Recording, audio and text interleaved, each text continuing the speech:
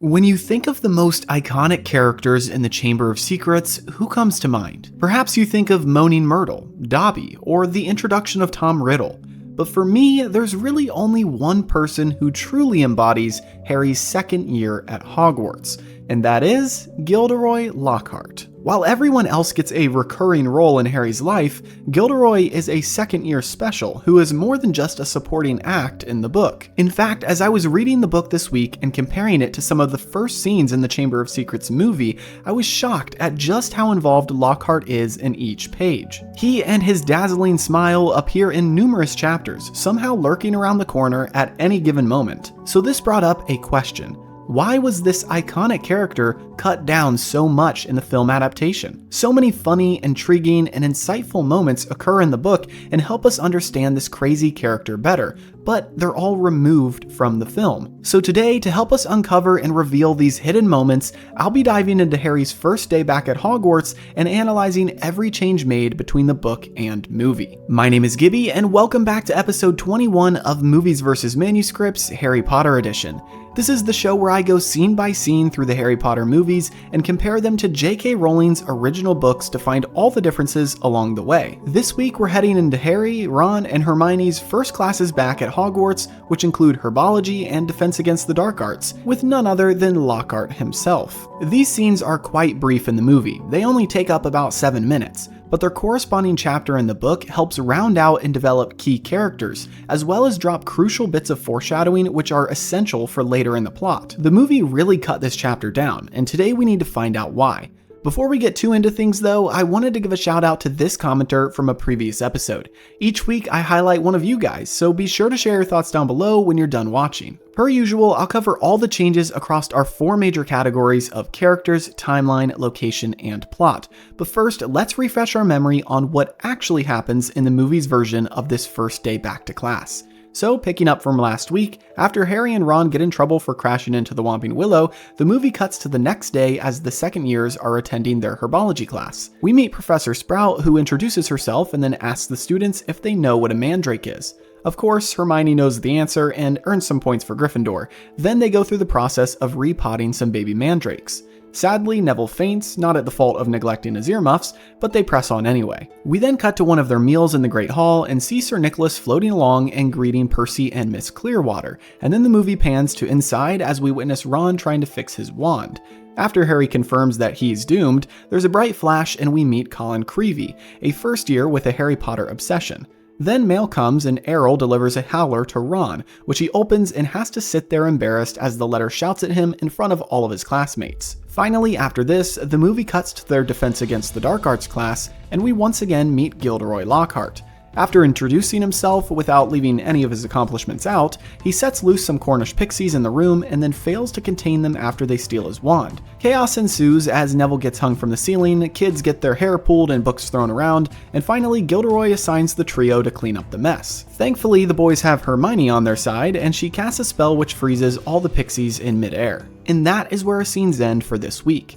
So now that we're all caught up on what the movie had to say about Harry's first day back, let's head into our first 3 categories of characters, timeline, and location changes. Then of course, we'll dive into our plot changes, which trust me, there's no shortage of. So first, for characters, we have a couple of key changes to address. In this chapter of the book, we don't hear anything about Percy Weasley and Penelope Clearwater, but trust me, later in the book we will.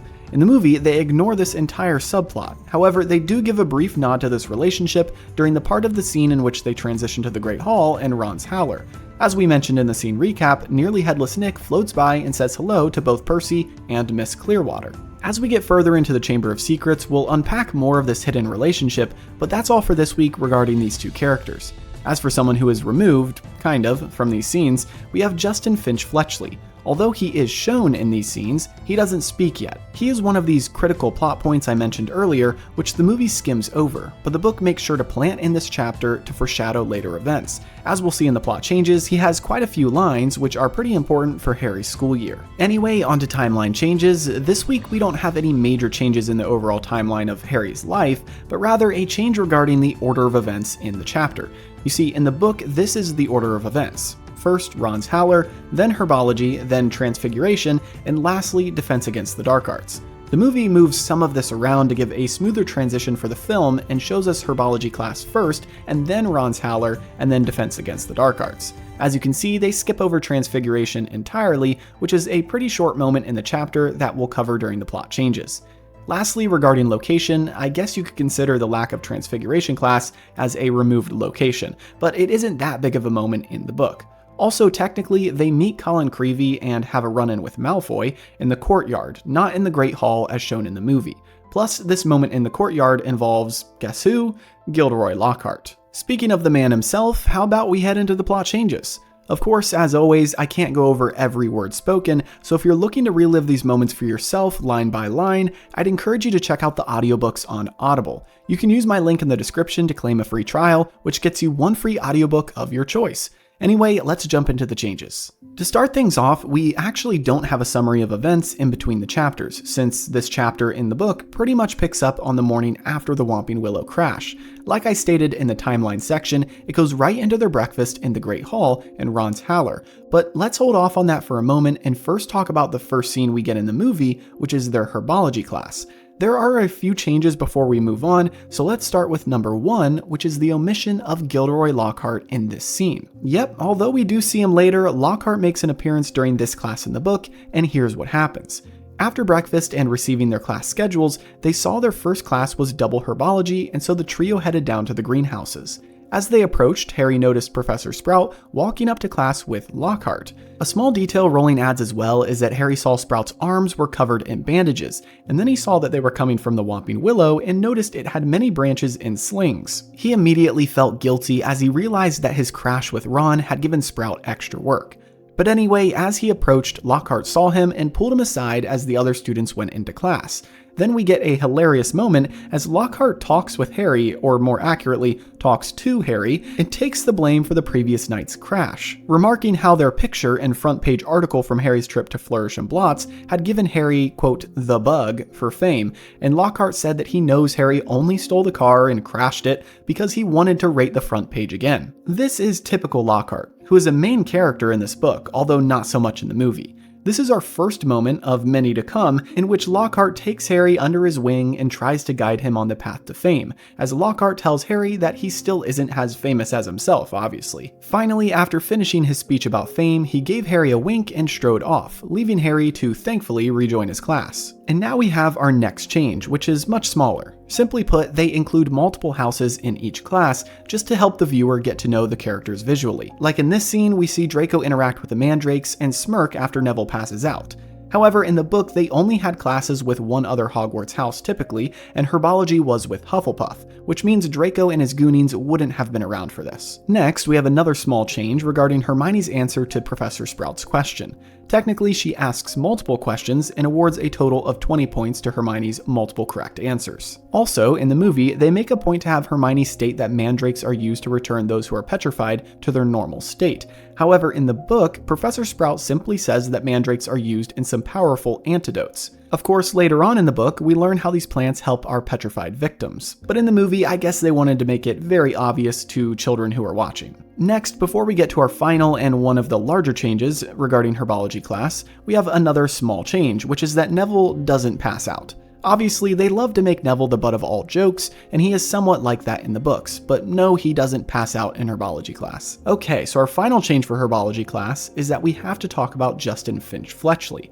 Justin is integral to the plot in Chamber of Secrets, and in this chapter we get introduced to him and learn about his family, which is very important because Justin is Muggle-born. When working on the mandrakes, Sprout has them team up 4 people per table, and Justin joins our golden trio. He immediately starts talking and notes Harry as famous, Hermione as the smartest person in their grade, and Ron as the one who crashed the flying car. He then goes on to talk about Lockhart and how amazing he is, and we can tell that Justin has an affinity for the famous. Probably why he joined Harry's table. But the key thing to note here is that he tells them that his mom wasn't so sure about sending him to Hogwarts until she read Lockhart's books. Then she came around to the idea of having a wizard in the family.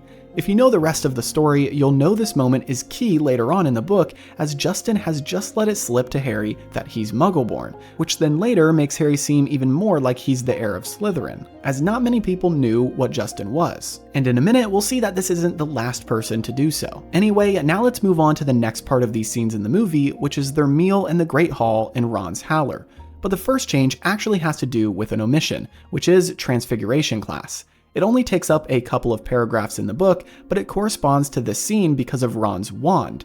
In this scene, we see Ron taping up his broken wand, which we learn about in these forgotten paragraphs of this chapter. You see, after herbology class, the Gryffindors had Transfiguration. We learn that for the first class, Professor McGonagall had given them the task of turning a beetle into a button. Sadly, Harry was struggling to accomplish this, but Ron had it even worse. Harry mentions that Ron had taped his wand with something called spellotape, and during class it would randomly make a popping noise or spark, and eventually it caused a cloud of stinky smoke to surround Ron, which led to him accidentally squishing his beetle. Then after this disastrous class, the lunch bell rang and they went to lunch, which is the scene we see in the movie. Evidently they just combined their breakfast and lunch into one, as after lunch we meet Colin Creevey. But before we get to Colin, we need to address the breakfast portion of this scene, which is Ron's Howler. Honestly, there's not much of a difference other than the words being slightly different. Obviously, they made it a bit shorter than it was in the book, but here's the main takeaway I got from this moment, which wasn't really conveyed in the movie. During the whole beginning of the book, we get told time and time again of the Weasleys' financial situation, and multiple times Harry has felt guilty as he's really well off. Now during this moment, as he hears the Howler talk about how Ron's dad is facing an inquiry at work, Harry felt extremely guilty, and we read that he felt so bad bringing this on them after all they had done for him over the summer. This is one of those subtle things that the movie removes for simplicity. After all, it's a children's movie, so why incorporate complicated emotional subplots that develop our characters more than necessary? Oh well. But now let's talk about Colin Creevey. First, this moment with Colin doesn't actually happen in the Great Hall, but rather out in the courtyard. Second, he doesn't snap a photo of Harry without consent, but actually asks Harry if he can take a picture and get it signed, so he can prove to people that he's met the famous Harry Potter. He also goes on rambling about how he knows all about Harry and how he's Muggle-born. Yet again, in the book, we are being introduced to a key character who is Muggle-born and will later get used in the ensuing drama. But anyway, the next change is actually another moment that gets removed from the film, which is Draco Malfoy's involvement. Obviously, Harry is put off by Colin's interaction and doesn't want the attention, but unfortunately, it's too late as Draco has already noticed what's happening. Draco then pipes up and shouts for everyone to hear that the famous Harry Potter is taking pictures and signing autographs, so people should go line up. Harry simply tells Draco to shut up, but Colin steps forward and tells Draco outright that he's just jealous of Harry. This is quite brave for someone who, as the book says, is as thick as Crabbe's neck. Draco then retorts by saying he isn't jealous and wouldn't want a giant scar on his face, but now Ron tries to get involved and says eat slugs. Sound familiar? Well, this time Ron said it without his wand, but as we'll see in next week's episode, he tries the spell with his wand and it doesn't go so well. But again, that's a conversation for next week. Now, after this remark from Ron, Draco makes fun of him for the howler he received, and Ron goes to grab his wand but is stopped by Hermione as she warns him of a professor who's coming near. Want to guess who it is? Yep, once again, it's Professor Lockhart.